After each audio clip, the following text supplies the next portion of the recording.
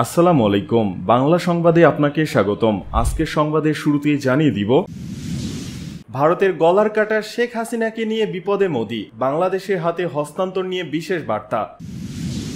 বৈষম্য বিরোধী ছাত্র আন্দোলনের নতুন কর্মসূচি ঘোষণা। শহীদদের তালিকা হচ্ছে, এখন পর্যন্ত 800 জনের নাম পাওয়া গেছে, জানালেন উপদেষ্টা নাহিদ ইসলাম। দেশ ছেড়ে পালিয়েছেন অরুণা বিশ্বাস। পদত্যাগের বিষয়ে কাল জানাবেন সিইসি, ডেকেছেন সংবাদ সম্মেলন। সরকারের সব পর্যায়ে সংস্কার কর্মসূচি গ্রহণ ও বাস্তবায়নে মার্চিং অর্ডার। ভারতের গলার কাটা শেখ হাসিনাকে নিয়ে বিপদে মোদি, বাংলাদেশের হাতে হস্তান্তর নিয়ে বিশেষ বার্তা।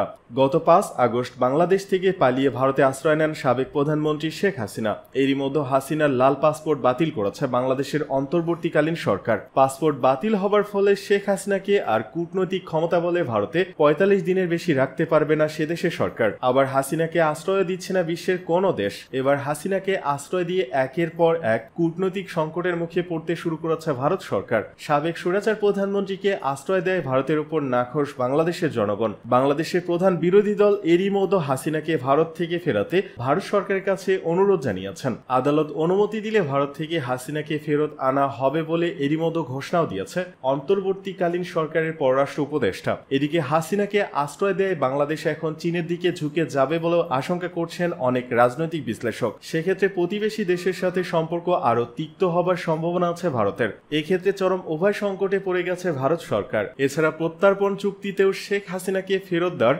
বাধ্যবাধকতা ভোগাচ্ছে ভারতকে। এবার প্রশ্ন উঠেছে, কূটনৈতিক সংকট ও বাংলাদেশের চাপে ভারত কি হাসিনাকে বাংলাদেশে ফেরত দিবে, নাকি হাসিনাকে রাজনৈতিক আশ্রয় দিয়ে ভারতে রাখবে মোদী সরকার? হাসিনা ইস্যুতে কি করবে ভারত? এর উত্তর সময়ের সাথে সাথে মিলবে বলে প্রত্যাশা রাজনৈতিক বিশ্লেষকদের।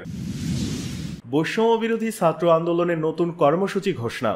বৈষম্য বিরোধী ছাত্র আন্দোলনে হতাহতদের স্মরণে বৃহস্পতিবার সারা দেশে শহীদি মার্চ কর্মসূচি ঘোষণা করেছে বৈষম্য বিরোধী ছাত্র আন্দোলন। আজ বুধবার দুপুরে টিএসসিতে আয়োজিত সংবাদ সম্মেলনে এই কর্মসূচি ঘোষণা করেন বৈষম্য বিরোধী ছাত্র আন্দোলনের কেন্দ্রীয় সমন্বয়ক সার্জিস আলম। সার্জিস আলম বলেন, ছাত্র আন্দোলনে আহত ও নিহতদের স্মরণে বৃহস্পতিবার সারা দেশে শহীদি মার্চ পালন করা হবে। বিকেল 3টায় রাজু ভাস্কর থেকে কেন্দ্রীয়ভাবে এই কর্মসূচি শুরু হবে। তিনি আরো জানান, মার্চ কর্মসূচি রাজু ভাস্কর থেকে শুরু হয়ে নীলক্ষেত, সায়েন্স ল্যাব, কলা বাগান হয়ে মানিক মিয়া এভিনিউ যাবে। এরপর বিজয় সরণি, ফার্মগেট হয়ে কারওয়ান বাজার, শাহবাগ হয়ে পুনরায় রাজু ভাস্করে এসে শেষ হবে। তিনি বলেন, আগামীকাল দেশের প্রতিটি ইউনিয়ন থেকে শুরু করে মহানগরের প্রতিটি সেক্টরে শহীদ ভাইদের স্মৃতিকে নিজের মধ্যে ধারণ করে বৈষম্য বিরোধী ছাত্র আন্দোলনে আহতদের স্মরণ করে শহীদি মার্চ করতে চাই। যারা তাদের সন্তান কিংবা ভাই বোন হারিয়েছেন তাদেরকেও এই মার্চে অংশগ্রহণের আহ্বান জানান তিনি। সার্জিস বলেন, আমরা আপনাদের ভার বহন করতে চাই। গত 5 আগস্ট যেভাবে জীবনের ঝুঁকি নিয়ে আবাবিল পাখির মতো লাখ লাখ মানুষ রাস্তায় নেমে এসে ফ্যাসিস্ট সরকারের পতন ঘটায়, ঠিক সেভাবেই আগামীকালের কর্মসূচি বাস্তবায়নে সর্বস্তরের মানুষের স্বতঃস্ফূর্ত অংশগ্রহণ চান তিনি। এদিকে শহীদদের তালিকা হচ্ছে, এখন পর্যন্ত 800 জনের নাম পাওয়া গেছে, জানালেন উপদেষ্টা নাহিদ ইসলাম। ছাত্র জনতার অভ্যুত্থানে শহীদদের তালিকা করা হচ্ছে, এখন পর্যন্ত 800 জনের নাম পাওয়া গেছে বলে জানিয়েছেন তথ্য উপদেষ্টা নাহিদ ইসলাম। বুধবার মিরপুরে পাইকপাড়ায় ছাত্র জনতার অভ্যুত্থানে নিহত কলেজ শিক্ষার্থী আহনাফের বাসায় তার পরিবারের সঙ্গে সাক্ষাৎকালে এই তথ্য জানান তথ্য উপদেষ্টা। তিনি বলেন, গণ অভ্যুত্থানের সময় ছাত্ররা যেভাবে রাস্তায় নেমে এসেছিল, তাদের আত্মত্যাগের ফলে আজ আমরা নতুন স্বাধীন বাংলাদেশ পেয়েছি। খুব শিগগিরই সব শহীদ পরিবারের সদস্যদের নিয়ে একটি স্মরণসভা করা হবে, সেখানে আপনাদের উপস্থিতি কাম্য। নাহিদ ইসলাম বলেন, আন্দোলনে যারা শহীদ হয়েছেন তাদের দেশ মনে রাখবে। নাম না জানা অনেক ছাত্র জনতা এই আন্দোলনে শহীদ হয়েছে, তাদের তালিকা করা হচ্ছে। শহীদদের জন্যই আমরা বেঁচে আছি, স্বাধীনভাবে প্রাণ খুলে কথা বলতে পারছি। তথ্য উপদেষ্টা আহনাফের ছোট ভাইয়ের পড়াশোনার খোঁজ খবর নেন এবং এখন থেকে যে কোনো সময় যে কোনো প্রয়োজনে পরিবারের পাশে দাঁড়ানোর প্রতিশ্রুতি দেন। এ সময় বাসায় আহনাফের মা, বাবা, 2 ভাই এবং খালা উপস্থিত ছিলেন। দেশ ছেড়ে পালিয়েছেন অরুণা বিশ্বাস। বৈষম্য বিরোধী ছাত্র আন্দোলন চলাকালীন আওয়ামী লীগের হোয়াটসঅ্যাপ গ্রুপ আলো আসবেই নিয়ে সোশ্যাল মিডিয়ায় আলোচনা এখন তুঙ্গে। সম্প্রতি সেই গ্রুপের 146টি স্ক্রিনশট ভাইরাল হয়েছে, যা নিয়ে সর্বমহলে ব্যাপক আলোচনা সমালোচনা হচ্ছে। গ্রুপটিতে শিক্ষার্থীদের উপর গরম পানি ঢালার পরামর্শ দেওয়া অভিনেত্রী অরুণা বিশ্বাস গোপনে দেশ ছেড়ে কানাডা পাড়ি জমিয়েছেন।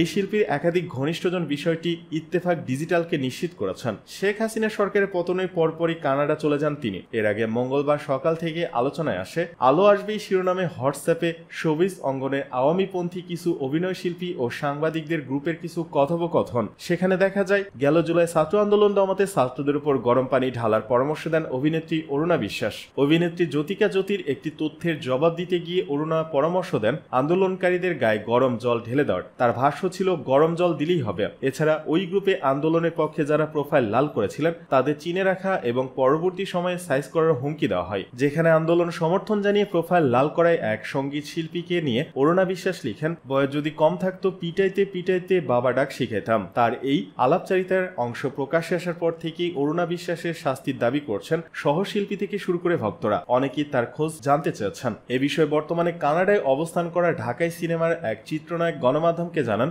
অরুণা বিশ্বাস বর্তমানে কানাডাতে অবস্থান করছেন। শেখ হাসিনা পালিয়ে যাওয়ার পরপরই সুযোগ বুঝে আগস্টের শেষ দিকে দেশ ত্যাগ করে সেখান থেকে চলে যান তিনি। এর আগেও কানাডায় ছিলেন অরুণা বিশ্বাস। সরকার পতনের পর নিজের কৃতিকর্মের পরিস্থিতি আজ করতে পেরিয়ে দেশ ত্যাগ করেছেন এই অভিনেত্রী। পদত্যাগের বিষয়ে কাল জানাবেন সিইসি, ডেকেছেন সংবাদ সম্মেলন। পদত্যাগের বিষয়ে আগামীকাল সংবাদ সম্মেলনে আনুষ্ঠানিক বক্তব্য রাখবেন প্রধান নির্বাচন কমিশনার কাজী হাবিবুল আউয়াল। বুধবার দুপুরে নির্বাচন ভবনে নিজের দপ্তরে অন্য নির্বাচন কমিশনারদের সঙ্গে বৈঠকের পর সাংবাদিকদের সিইসি এ তথ্য জানান। পদত্যাগ কবে করবেন এমন প্রশ্নের জবাবে তিনি বলেন, বৃহস্পতিবার জানাবো। বৃহস্পতিবার বিস্তারিত জানাবো। যা বলার বৃহস্পতিবার 12টায় এক সংবাদ সম্মেলনে সবকিছু জানানো হবে। রাষ্ট্রপতির সঙ্গে কবে দেখা করবেন এমন প্রশ্নের জবাবে সিইসি বলেন, বৃহস্পতিবার রাষ্ট্রপতির সঙ্গে দেখা করতে যাব। সরকারের সব পর্যায়ে সংস্কার কর্মসূচি গ্রহণ ও বাস্তবায়নে মার্চিং অর্ডার।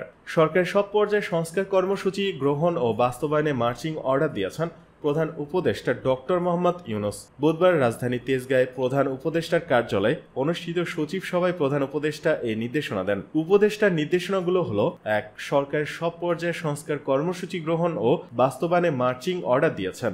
2. সংস্কার কর্মসূচি প্রণয়নের প্রয়োজন অনুযায়ী সংশ্লিষ্টদের সঙ্গে আলোচনা ও মতামত গ্রহণ করতে হবে। 3. জুলাই আগস্ট গণ অভ্যুত্থানে ছাত্র জনতা বৈষম্যহীন মানবিক দেশ গড়ে যে প্রত্যয়, যে ভয়হীন চিত্ত আমাদের উপহার দিয়েছে, তার উপর দাঁড়িয়ে বিবেক ও ন্যায়বোধে উজ্জীবিত হয়ে আমাদের নিজ নিজ ক্ষেত্রে সততা, নিষ্ঠা, জবাবদিহিতা নিয়ে নতুন বাংলাদেশ গড়তে হবে। 4.